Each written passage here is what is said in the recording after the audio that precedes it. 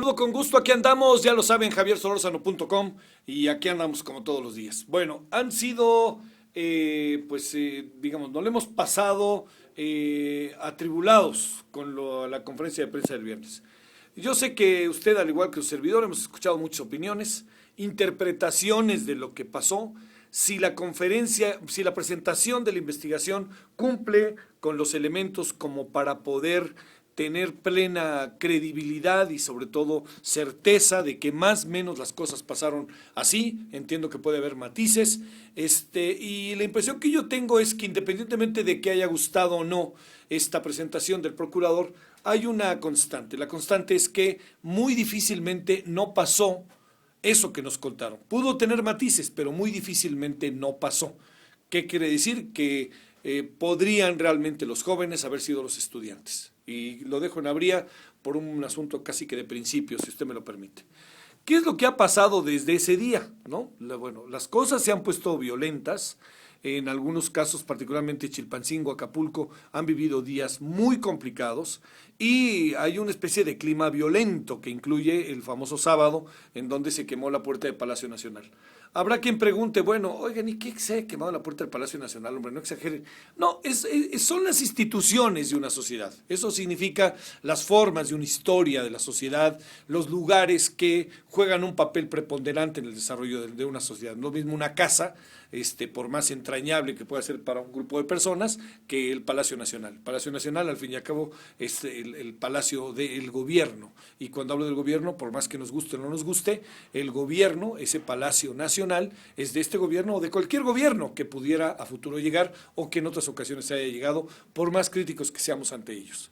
Yo creo que empieza a haber algunas variables que empiezan a abrirnos un poco la idea sobre todo de una manera crítica de lo que ha venido pasando. Una importante, esta es una gran tragedia, la de la desaparición y el eventual asesinato de los 43 estudiantes. Pero hemos vivido en los últimos años tragedias iguales, pero nunca habíamos tenido a la gente en la calle. Yo en esto quiero ser insistente. Yo creo que algo que marca y define de manera muy precisa el por qué podría estar tanta gente en la calle, porque son estudiantes, y estos estudiantes tienen ante nuestros ojos rostro. Sabemos quiénes son sus papás. Y en otros casos hemos sabido poco, ¿no? Cuando se asesinó a los 73 o 60, sí, 73 creo, puedo estar equivocado quizá, pero bueno, arriba de 70 personas, perdón, migrantes que fueron asesinados, igual la policía los llevó o alguien los llevó de un lugar a otro, la policía sabía de ello y los dejaron en un terreno baldío después de asesinarlos. Pues bueno, eso que le cuento pues forma parte también de estas historias macabras de país, pero no sacudió tanto a la sociedad como esto. Yo creo que estamos en un momento sumamente delicado, como lo hemos venido diciendo. Yo creo que no tenemos como muchas salidas. Está la sociedad agotada y a lo mejor la sociedad está en la calle. Y yo creo también que así como la sociedad se está manifestando, yo creo que el gobierno tiene que hacer algo pronto y de manera inmediata. Tiene que operar aquellas cuestiones que pueden cambiar cierto rumbo de las cosas. Mire, lo más dramático de todo es que al fin y al cabo las policías son las que llevaron a efecto la acción para llevarlos con los sicarios. Y también hay algo que sigue siendo una especie de hoyo negro en toda esta explicación.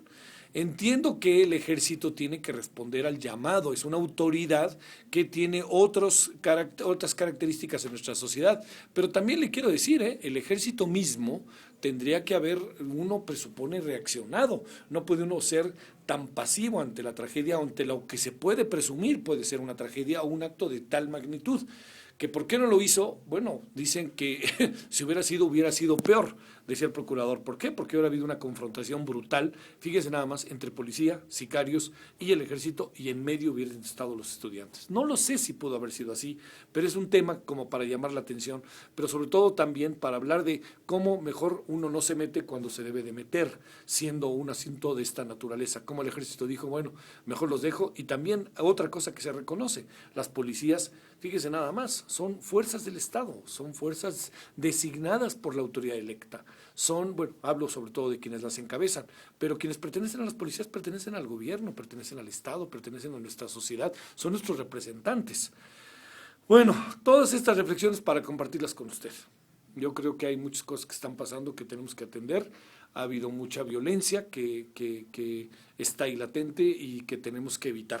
Tenemos que hacer, tenemos que llegar a acuerdos importantes. Esto de la violencia nos está colocando entre la espada y la pared y nos está colocando un poco como en donde cada vez que hay una manifestación no hay la capacidad suficiente para que la manifestación transcurra de manera libre, de manera independiente, de manera sobre todo libre y sobre todo respetuosa, en términos de con una enorme fuerza de ataque en contra de aquello, en contra de aquellas causas por las cuales se defiende, pero también al mismo tiempo que se mantenga un respeto, ¿no? Cada vez que hay una manifestación ya estamos con vandalismo.